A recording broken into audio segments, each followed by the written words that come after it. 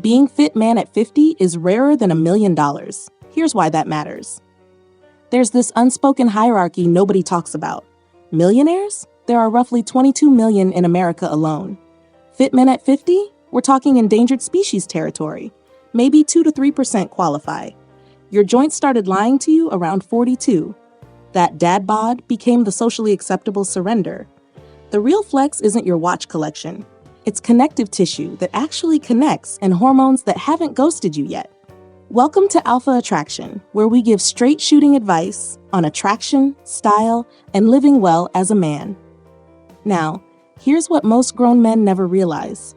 Staying fit later in life isn't just a lifestyle choice, it's a power move. It places you in a category so rare that people don't even have a mental file for it. You walk into a room and suddenly the assumptions people make about you shift. Not because you said anything, but because you didn't let life's usual excuses win.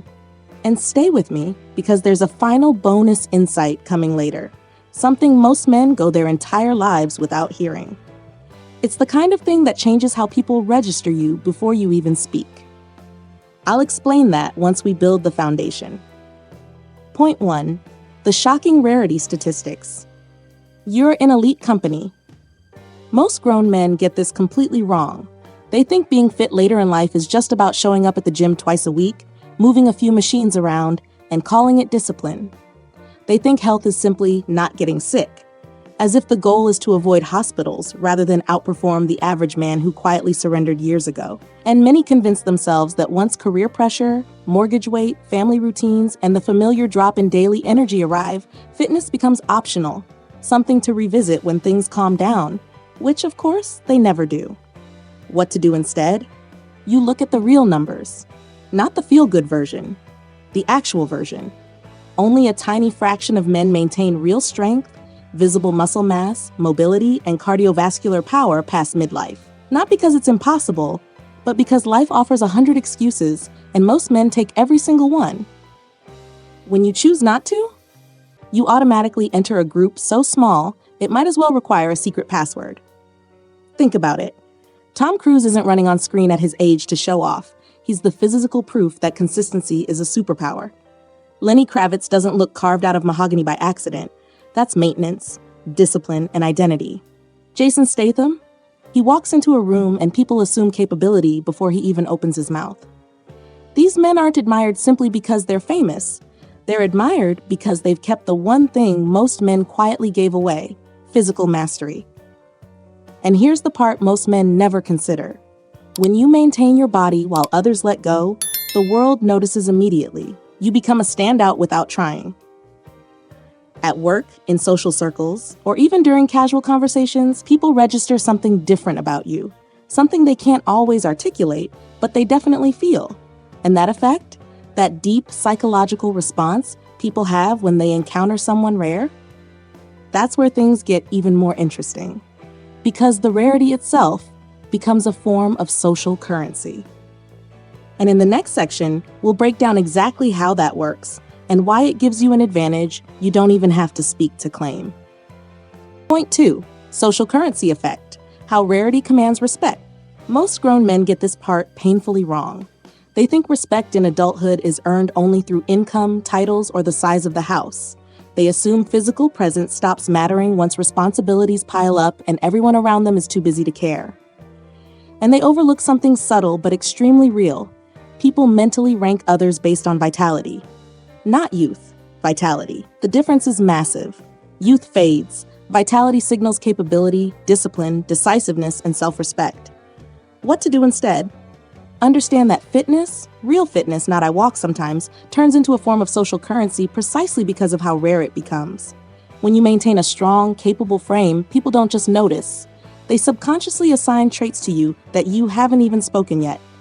Competence, reliability, leadership, self-mastery. It's unfair, but it's in your favor. Walk into a meeting with that kind of presence, and suddenly your ideas sound sharper, your opinions carry more weight, and your authority doesn't need announcement, it's assumed. Networking becomes smoother because people open up faster. Colleagues listen differently. Even strangers treat you with a level of deliberate respect they don't extend to everyone. Why? Because your physical condition signals something their brains interpret instantly. This man still has his edge. And in a world where most men gradually soften, slow down, and shrink inward, being someone who hasn't surrendered stands out like a spotlight. People aren't responding to aesthetics. They're responding to indicators of discipline and capability. Look at Jeff Bezos. Same billionaire, same resources. But the moment he rebuilt his physique, public perception shifted dramatically. Overnight, he went from tech guy to dominant figure. His presence changed. His narrative changed. The muscle wasn't about vanity. It recalibrated how the world read him. Now, here's where things get even more interesting. This social currency created by fitness leads to a form of wealth that money alone can't purchase.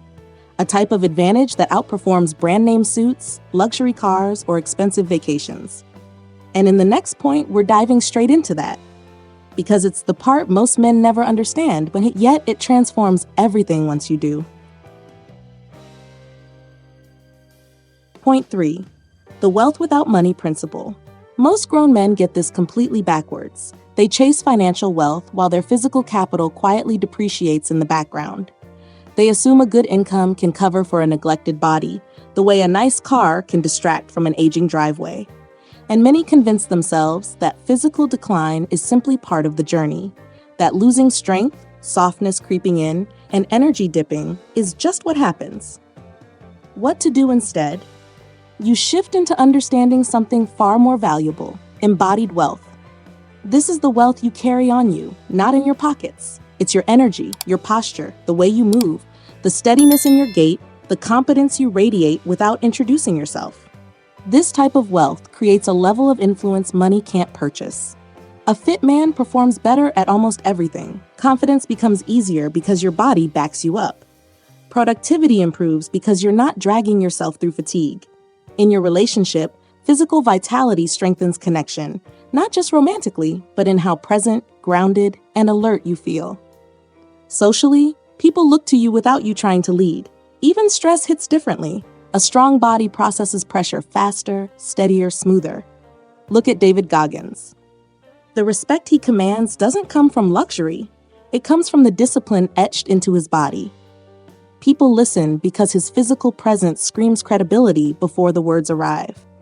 Mark Wahlberg, too. His discipline is visible from a distance.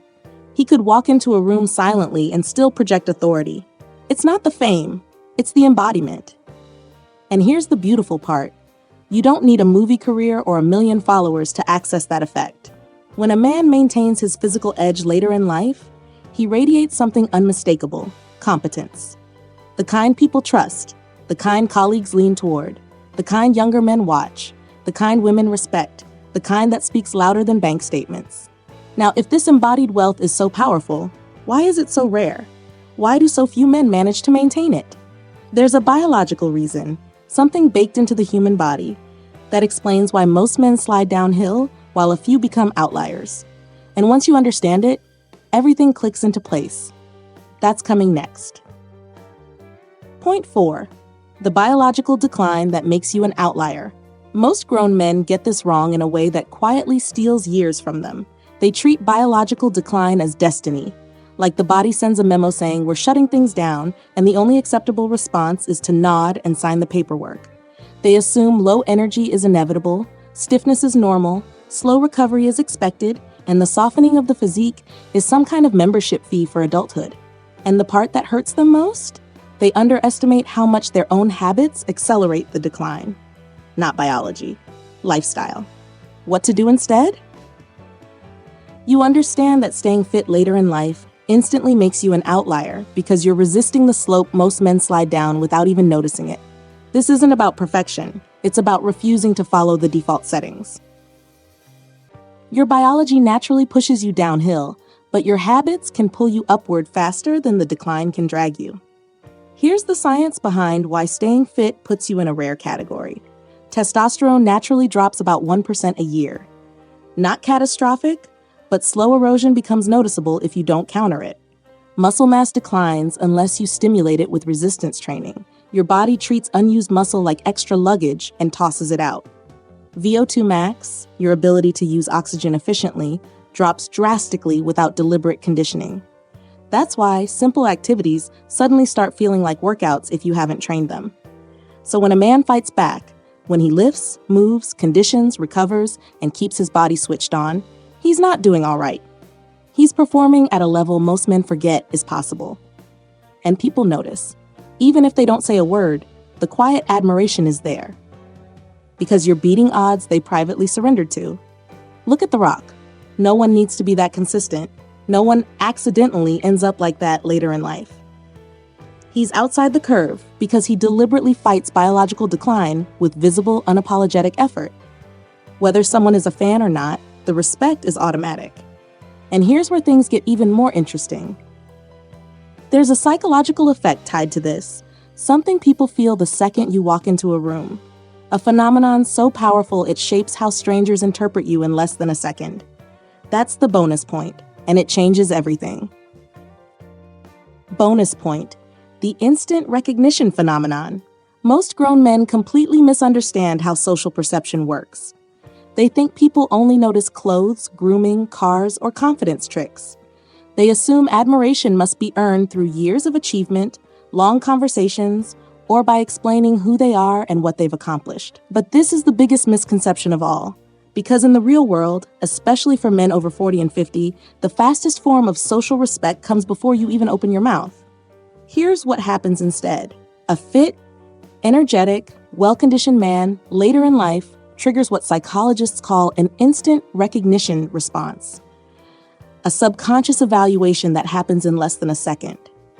Humans are wired to register vitality, physical capability, and biological youth signals instantly.